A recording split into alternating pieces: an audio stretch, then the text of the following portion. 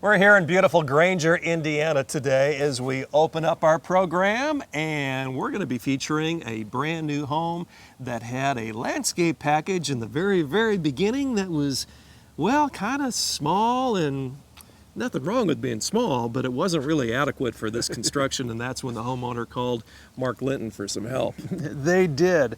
And when we got here, I walked around the property with them, and what we did was actually inventory all of the plants. Now, there was nothing wrong with the landscape plantings. It just didn't fit or feel right.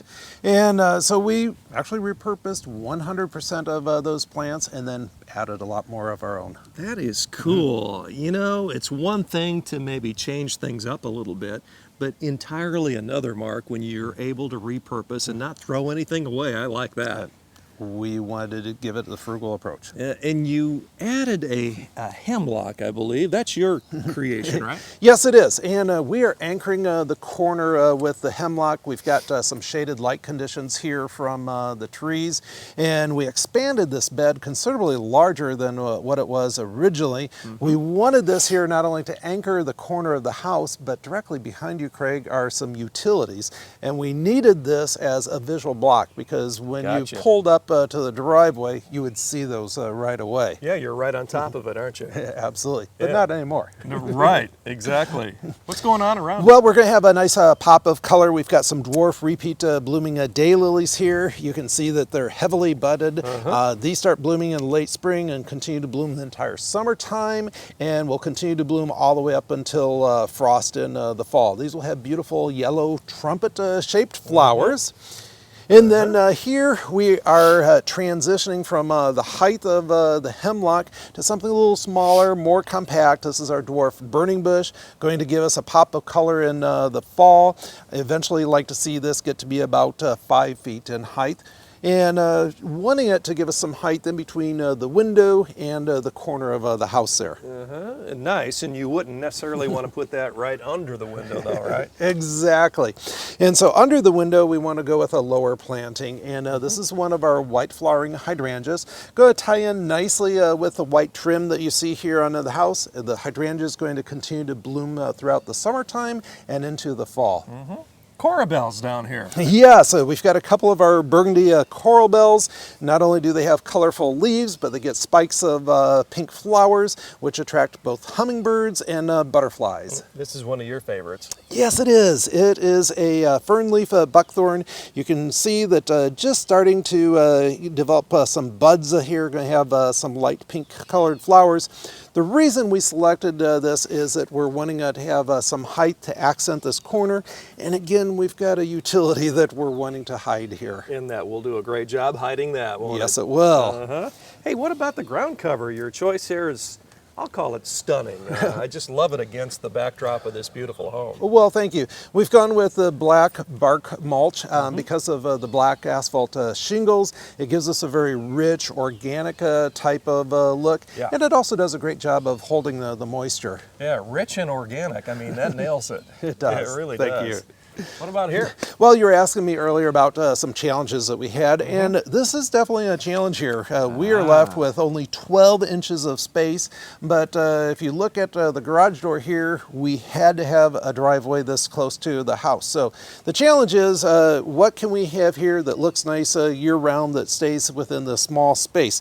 And the solution is these little dwarf hinoki cypress. They do a great job of naturally shaping themselves just with some occasional pruning. They're in the evergreen family, and so they're going to provide this nice look 12 months out of the year and not outgrow this area. Boy, with 12 inches to work with, that's not a whole lot, is it? It is not a lot. You're correct. What else, Mark? Well, we've got some balance and symmetry going on here. We've got a couple of our globe boxwoods, and the challenge was we've got an awful lot of concrete here. We wanted to tone down the concrete, but then we've got these beautiful architectural columns here, and we really didn't want anything to hide those. And so the boxwoods, being in the evergreen family, will do a nice job 12 months out of the year at toning down the concrete. Another big window to be concerned with, right? Another architectural feature of the house, and so we didn't want anything that got too big, so that when you're inside we get plenty of sunlight, and also that you've got a nice view outdoors. This is one of our little dwarf patio peaches. Features beautiful hot pink colored flowers in the springtime and then leaves out with these burgundy colored leaves. And Craig, what I like about them is how that burgundy goes so well with a gray stone exterior. Yeah, I bet. Cool. And it will only get better as that plant grows bigger, right? Absolutely. What's up here? Well, these are a little dwarf gold variegated lirapes, green and gold variegated leaves, and later on in the season, going to see some spikes of bluish purple colored flowers. I love how those green and gold leaves contrast nicely with the black bark mulch. I recognize a boxwood here. Yes, but not a typical boxwood. This is one that our nursery has trained into a fan shape. Challenge here was we've got a bare wall without any windows here, but directly behind us we've got a large window, and so we wanted some height, but we didn't want width to cover up this window. Perfect solution to that challenge is this fan-shaped boxwood. We've done the hard part, shaping it into the fan. Very easy for the homeowner just to continue pruning it that shape. You have a plant, Mark Linton, for every occasion, don't you? Well, at our nursery, we're growing over 15,000 different varieties. 15,000. Get out of town. That's a lot. It is a lot, you're telling me. I like the tent here. Well, thank you. This is another area where we really greatly expanded the bed, put in a beautiful specimen Japanese maple. This is one of our blood good Japanese maples. Maintains this beautiful burgundy colored leaf all spring, all summer, and fall. What's really nice about this is in the wintertime, when it loses its leaves, you can really appreciate the branch structure. Each one's unique and different. I love the curvature that you see of the branches in the tree trunk there. And you grow these right at your nursery. Absolutely. Wow, phenomenal. What else here, Mark? Down around the base, these are some of our daisy perennials. These are going to have white colored petals, a yellow center. They're going to contrast nicely with the black bark mulch. The white flowers here just starting to bud. These will be blooming throughout the spring and into the summertime. Great tips for the homeowners at home wondering what they can do with their own landscaping. And this homeowner is really getting quite a treat here, isn't he? They are. Yeah. So here you're going to see some balance, some symmetry. We've got two garage windows behind us. We have height in the center. We've got lower dwarf golden colored evergreens. These are our gold thread cypress. Again, the gold contrasts nicely with the ground cover and the stone exterior here. We're doing a repeat of that color.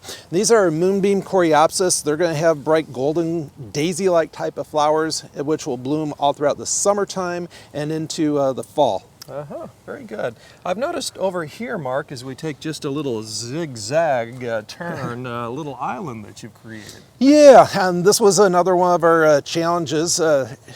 Any new home owner is dealing with wellheads someplace in their yard, and unfortunately the location of this homeowner's wellhead ended up being right here front and center.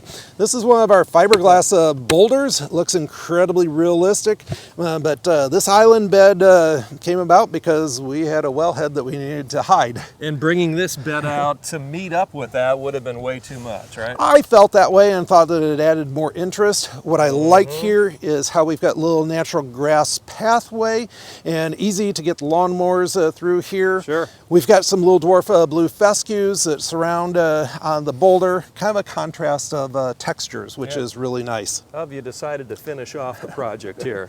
Well, we're anchoring this corner with another evergreen. This is one of our weeping Alaskan cedars, prized for the beautiful weeping branch structure. See that? Gonna let this get to be about 10, 12 feet in height. It's in the evergreen family, so it'll maintain this look 12 months out of the year. And then for some fall color, we've got some of our autumn joy sedum, 3 of those around the base of it, and those are succulents, so they've got those spongy type of leaves, which do a great job of holding moisture. Very good. Well, Mark, still not too late for homeowners that are in need of some help to contact you, right? Absolutely. Why don't you do it, folks, and you'll get a design that you will be extremely happy with. We've got a whole lot more coming up on our program. Lots of plants, trees, and shrubs, and even more. Coming up, stay with us. We'll be right back.